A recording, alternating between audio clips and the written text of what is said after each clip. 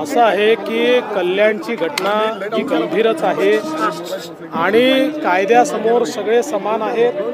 कोण कुठल्या पक्षाचा आहे याचा विचार न करता त्या ठिकाणी कायदेशीरच कारवाई केली जाईल।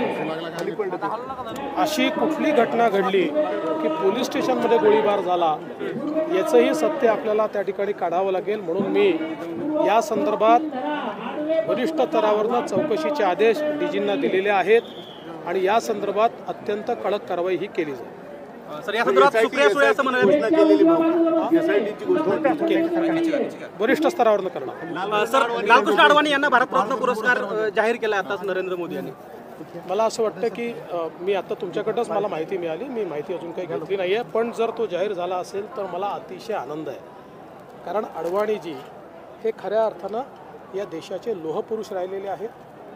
ज्या प्रकारे अडवाणीजींनी देशाची सेवा केली एक कणखर गृहमंत्री म्हणून आणि विशेषतः राम जन्मभूमीच्या आंदोलनामध्ये अडवाणीजींची जी भूमिका होती ही अत्यंत महत्त्वाची भूमिका होती।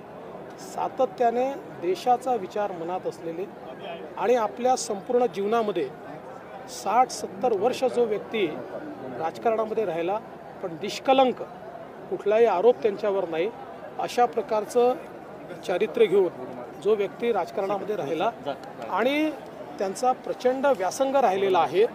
आपण जर त्यांचे विचार ऐकले, त्यांचा संघर्ष पाहिला तर मला असं वाटतं की लालकृष्ण अडवाणीजी हे एक अतिशय ज्याला लिव्हिंग लेजंड म्हणतात अशा प्रकारचं व्यक्तिमत्व आहे।